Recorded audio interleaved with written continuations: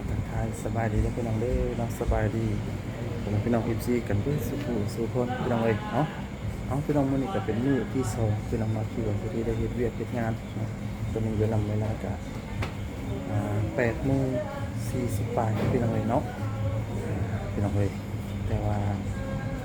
มื้อนี้ก็เลิกยิงตามลูกค้าหลายหน่วยหลายพี่น้องลูกค้าหลายครับเลิกแน่พี่น้องเนาะประมาณ9 โมงคืนนี้ก็ลูกค้าหลายพี่น้องเอ้ยเนาะมันก็ลูกค้าหน่อยก็เลยเลิกก่อนพี่น้องปกติก็8:30พี่น้องเนาะ8:30ถึง9 โมงพี่น้องเนาะเพื่อทำเก็บของเก็บโต๊ะเก็บตังแล้วพี่น้องเอ้ยเนาะอายุ8-9 โมงพี่น้อง8:30ถึง9 โมงเนาะก็คงขอบใจหลายๆที่พี่น้อง FC เพิ่นเป็นห่วงเนาะที่ให้กำลังใจกันมาพี่น้องเอ้ยเนาะนี่ก็สิพี่น้องหาเมื่อพา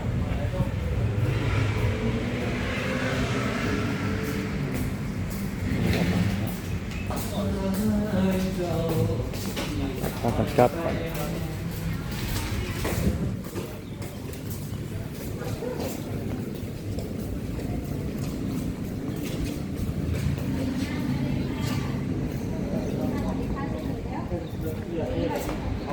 ่เราไปกินแล้วรถขี่เลยขี่วะย่างเลยเดี๋ยวบื้นนะเขามาส่งของพาเราไปที่ส่งส่งใหญ่แล้วแล้วต้องเชื่อเนี่ยเก่าอะไรเฮ้ยถามว่าตัดใจแล้วประมาณก็ถามนะส่งไลน์แม่นพี่น้องบอกละเรื่องนี้ครับผมเพื่อนบอกว่าเรื่องเตียงอยู่ละไม่เรื่องรู้รองมันนั่นโอ้ยเลยมึงไม่ได้คืนเลย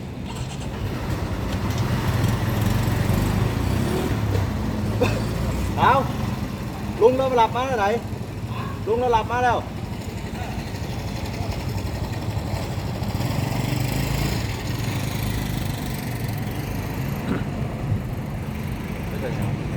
ไอ้บอกใจยังมันยังเราไปที่เรา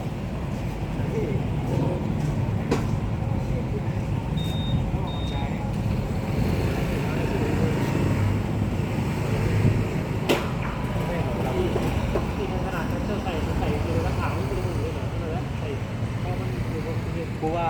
ลงหัวพี่น้องเอ้ยเนาะ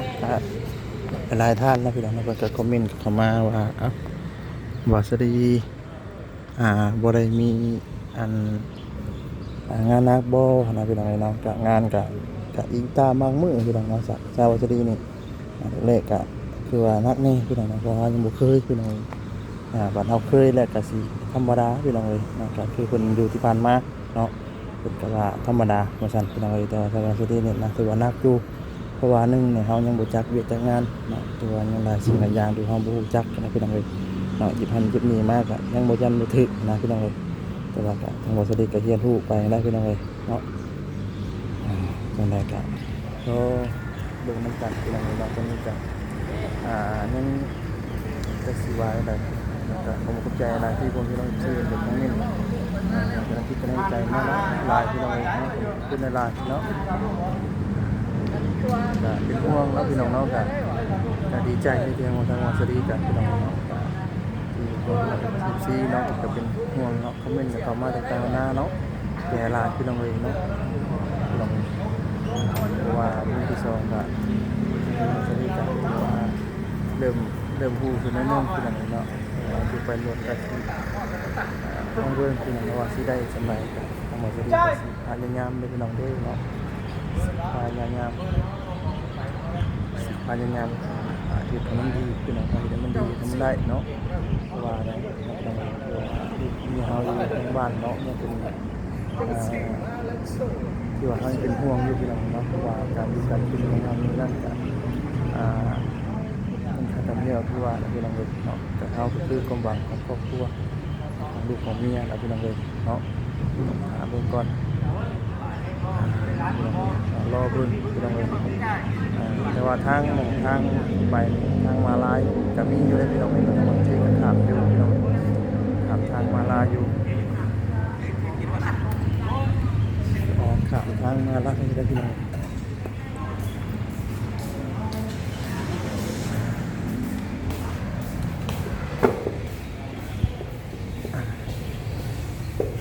ทางนนทบุรีกับข้ามทางมาลาอยู่พี่น้องแต่ว่าก็เลยก็สิวายอะไรพี่น้องเนาะข้ามอยู่ทางมาลานี่จะ8 โมงหรือว่า2 ทุ่ม 50 บาทพี่น้องจะได้กลับกับงานงานห้องเรือห้องมองพักกับอยู่ประมาณ3 ทุ่มเราไปตรงนั้น3 ทุ่มหรือว่า9 โมงแรงเพื่อทำที่นี่กับเลิกเติบไปตรงนั้นเพื่อจะได้รับได้นานเนาะหรือว่าเลิกก็ได้ไปตรงนี้เนาะมื่อนี้ครับเกิดงานกันวันนี้ก็เริ่มพูดได้พี่น้องเนาะเพราะว่าเอาไปคอยทำเพราะอย่างเอาพี่น้องเลยเขาไปทำเขาจะบอกเป็นบางมองบางบอลได้เป็นแบบกับกล้าบอกเขาคนใดเขาเพราะกล้าทำเรื่องพี่น้องเลยเนาะแล้วก็เรื่องกระเกงห้องพี่น้องเนาะFCผมเน้นคำว่าเป็นห่วงพี่น้องเลยเนาะผมพูดอะไรนะพี่น้องด้วยบางทีเขาเป็นคอมเมนต์มาบอกเนาะหรือว่าแต่ว่าเรื่องกระเตียงของเราพอดีนะยังสิหามาใช้อยู่พี่น้องเนาะผมใจอะไรที่ตัวพี่น้องFCเป็นห่วงพี่น้องเนาะทั้งหมดก็ดีใจเองนะพี่น้องเนาะที่ทางตัวพี่น้อง FC ซัพพอร์ตเบิกคลิปให้พี่น้องขอบใจอะไรแล้วพี่น้องเด้อเนาะทางตัวพี่น้องฝั่งไทยฝั่งลาวต่างๆประเทศทุกคนเนาะที่เข้ามาเป็นกำลังใจทั้งหมดก็ดีเนาะที่ให้ได้มีได้ซื้อพี่น้องเนาะได้2 ช่องทางพี่น้องนะเพราะว่าเมื่อนี้ก็คือค่ายุโรปพี่น้องจังหวะทั้งดาวน์เห็นงานอยู่ฝั่งไทยเนาะเป็นกับเจ้านายก็คือว่าก็ใจดีอยู่พี่น้องนะถือว่าใจดีอยู่ในขณะขึ้นก็คือว่าจะมีให้มีได้ธรรมดาพี่น้องเนาะว่าเจ้านายพี่น้องเนาะจะมีชมมีอย่างไรพี่น้องเนาะจะมีบัตรดีบัตรวอนะพี่น้องบ่มีว่าใส่แล้วเป็นสิบ่ให้เนาะก็ให้ธรรมดาพี่น้องว่าเจ้านายเป็นให้ก็ย้อนไปคนอย่างเขาได้ดีพี่น้องอย่างเขาจะไปรู้รายการที่เป็นงานหรือว่ารู้การที่เป็นงานพี่น้องใส่ทุกคนให้ก็ได้ว่าทั้งชั่วโมงนี้ทั้งวันจะดีมากกับคนผมก็ได้ให้เพราะว่าเขาเป็นเด็กใหม่อยู่พี่น้องนะแต่ว่าทางเดินบอกเขาที่ทำงานเนี่ยเขายังเห็นกระสุนทุกคนในการเป็นการชีวาแน่พี่น้องไม่ได้เป็นยังเบิ้ลอยู่พี่น้องว่าได้เป็นเรื่องเป็นงานพี่น้องเลยว่าเป็นการที่ได้เห็นน้องเห็นมันดีในพี่น้องแต่ว่าจะได้กระดับสิพยายามเห็นมันดีกลัวเก่าพี่น้องนะเพื่อครอบครัวพี่น้องเลยคือคนทำที่ผู้นะพี่น้องทำมาจะได้กับตั้งใจมาหาเงินหาทำเนาะเรื่องครอบครัวหรือว่าพูดได้พี่น้องว่าอย่างที่ซื้อดินไว้พี่น้องซื้อดินซื้อเรือนพวกเรือนไว้เนาะแต่ว่าพยายามพี่น้องเราจะดีฝันไว้พี่น้องเนาะเก็บไว้ว่าหาเงินทำได้พี่น้องว่าจะทำได้แล้วพี่น้องเนาะเราจะไม่มีเงินฝากก็ได้เพราะว่าเขาจะสมมติในยังก็คือว่าอะไรพี่น้องยืมเงินพระเจ้ามา4,000พี่น้อง4,000เจ้าหนึ่ง4,000เจ้าหนึ่ง5,000พี่น้องบริษัทยืมเงิน9,000 บาทพี่น้องมายืมเงินมาเพื่อลงมาเวียดนามไทยพี่น้องเลยเนาะที่เพื่อสิหาเงินใช้หนี้ได้พี่น้องเราทั้งบริษัทเป็นหนี้อยู่ 9,000 บาทพี่น้องนะบริษัทเป็นหนี้อยู่ 9,000 บาทพี่น้องเลยเนาะอันนั้นก็มันก็จักสิผู้แลบัตรได้บัตรค่าที่มีถุงไทยเราจะได้เก็บไว้ในถุงจักรของพี่น้องเลย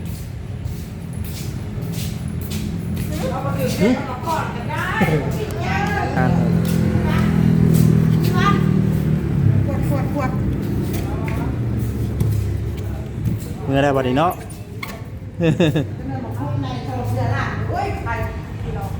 เด็กงานเด็กการพี่น้องเลย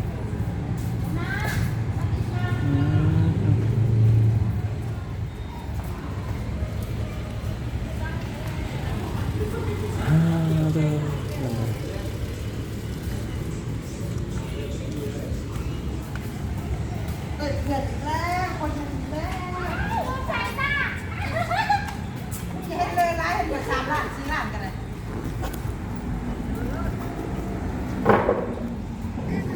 พี่น้องเพิ่นตู้พี่น้องเนาะคิดสิพากันย่างกลับบัดอันนี้ก็ทางปตทได้อพี่น้องเด้อที่ปตท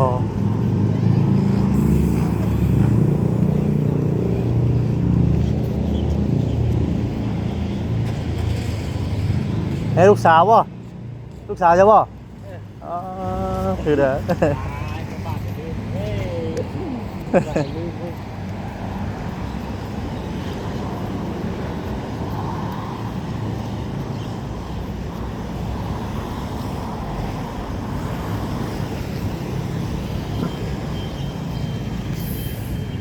กระดังย่างกลับพี่น้องเลย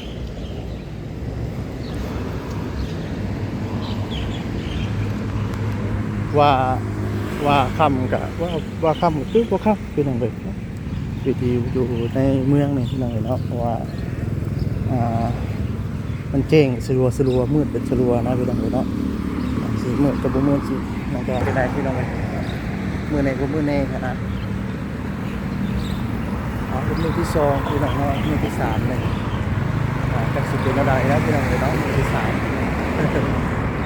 กับสิพัฒนาเป็นกระมือเดินมือแบบยูทูบเป็นกระมือเนาะมือสมนี่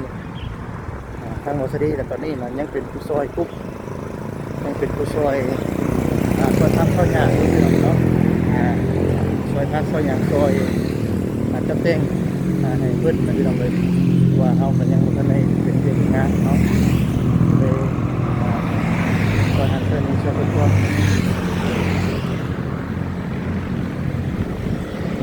มันเป็นทางมาลายพี่น้องเลย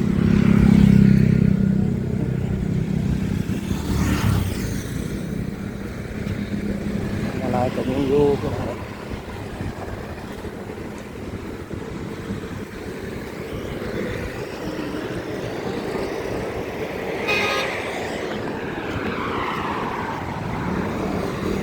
ทางมาลาย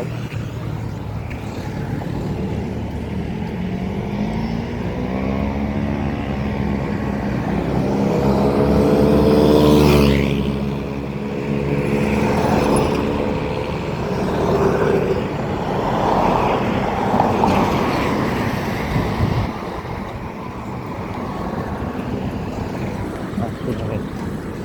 แล้วก็กลับระบาด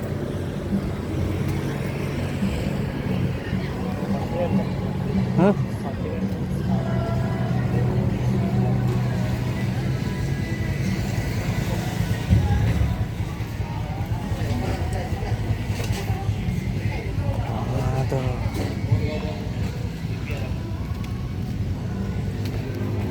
ตัดกลับบัด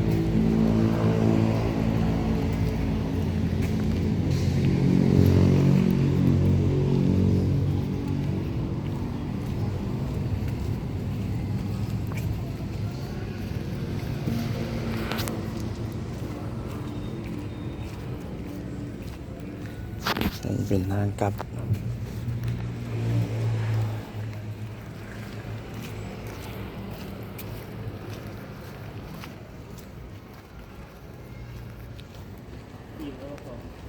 อิ่มแล้ว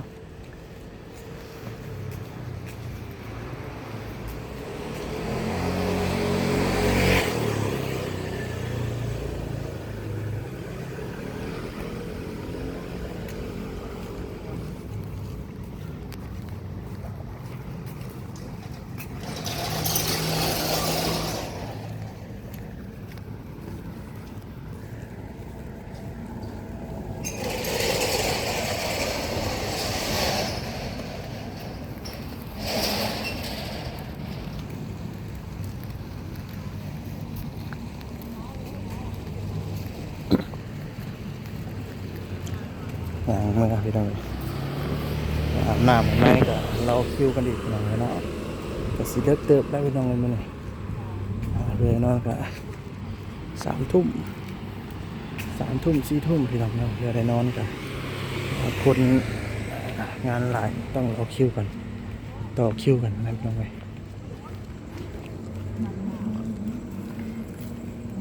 นี่เป็นออกมาข้างหน้าเลยติดคอถึงข้างหน้าตรงข้างก็ซอย3พี่น้องครับก็ซอย3กุกจำปานี่ก็แม่นแล้วหมอจะที่พักใส่อยู่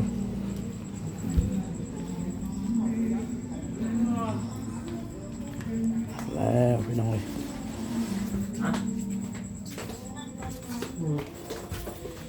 เขาอยู่ห่าง กะชื่อจบคลิปซะก่อนเนาะ